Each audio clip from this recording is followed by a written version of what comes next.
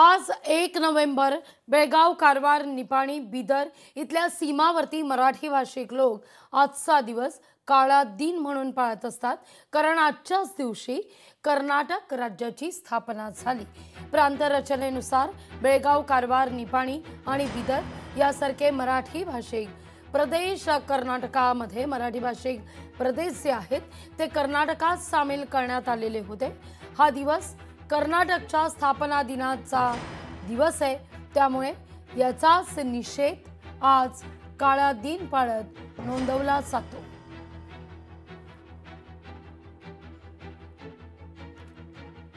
या सगळ्याविषयी अधिक माहिती घेण्याकरता थेट जाऊया आपले प्रतिनिधी सतेज औंधकर यांच्याकडे। सतेज, आज 1 नोव्हेंबर, गेल्या वर्षी जर आपण पाहिलं तर नेमकं याच दिवशी काहीच वातावरण तापलेलं होतं। कोल्हापूर बॉर्डरवर असू दे, कोल्हापूर कर्नाटक बॉर्डरवर वातावरण तापलेलं पाहायला मिळत होतं। आजच्या दिवसाच्या निमित्तानं कशी खबरदारी विशेष घेतली जाते? नक्कीच केंद्र सरकारकडून प्रांतवार रचना झाली, त्याच्यामध्ये आपला जो सीमा भाग आहे तो कर्नाटकमध्ये समाविष्ट करण्यात आला आणि याच्याच कुठेतरी निषेधार्थ काळा दिवस आहे तो बेळगावसह सीमा भागांमध्ये जे मराठी भाषिक लोक आहेत ते पाळतात। आणि दुसरीकडे पाहिलं तर 1 नोव्हेंबर हा कर्नाटक सरकारचा राज्योत्सव देखील आहे आणि त्या पार्श्वभूमीवर मिरवणुका देखील त्या ठिकाणी निघतात आणि त्याला विरोध म्हणून मराठी भाषिक लोक देखील त्या ठिकाणी आपल्या काळा दिन पाळत त्या ठिकाणी काळ्या फिती लावून काळा ड्रेस घालून त्या ठिकाणी त्यांच्या देखील निषेध मिरवणुका काढतात। आणि मात्र याच्यासाठी कोल्हापुरातून शिवसेनेचे ठाकरे गटाचे काही नेते आहेत ते बेळगावकडे निघालेले आहेत। काल त्यांना बंदी घातलेली आहे आणि त्यांनाच अडवण्यासाठी सध्या कर्नाटक पोलिसांचा मोठा फौजफाटा जो आहे तो आपल्याला या ठिकाणी पाहायला मिळतोय। सध्या आपण आहोत कोगनुळी या गावाच्या परिसरामध्ये आणि या ठिकाणचे दृश्य पाहतोय। या ठिकाणी कर्नाटक पोलिसांनी बॅरिगेट लावून रस्ता जो आहे तो पूर्णतः बंद केलेला आहे, कारण शिवसैनिक आहेत ते साधारणतः 9 वाजल्याच्या सुमारास या ठिकाणी पोहोचतील असं सांगितलं गेलेलं आहे। आणि दूधगंगा पुलावरती हा बंदोबस्त पाहतोय।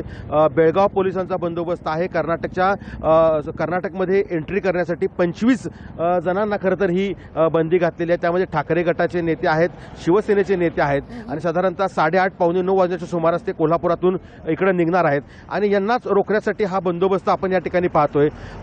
त्यासोबत कोल्हापूर पोलिसांचा देखील बंदोबस्त आहे। कोणताही कायदा व सुव्यवस्थेचा प्रश्न निर्माण होऊ नये या ठिकाणी म्हणून दोन्ही राज्यांच्या पोलिसांनी या ठिकाणी बंदोबस्त तैनात केलेला आहे आणि खूप मोठ्या प्रमाणावरती यंदा पोलीस असल्याचं पाहायला मिळते, कारण ठाकरे गटाचे जे नेते आहेत, विजय देवणे आहेत, संजय पवार आहेत, ते आक्रमक पद्धतीने या ठिकाणी आंदोलन करतात, रस्ता अडवून धरतात आणि पोलिसही त्यांना कर्नाटकचे या ठिकाणी रोखतात। त्याच्यामुळं ह्या ठिकाणी संघर्ष खूप मोठ्या प्रमाणावरती होतो आणि त्यांना खरं तर कायद्याने त्या ठिकाणी जाण्यासाठी बंदी घातली असल्यामुळं त्यांना तिथं जाऊ दिलं जात नाही। अखेर त्यांना कोल्हापूर पोलीस ताब्यात घेतात असा इतिहास आहे।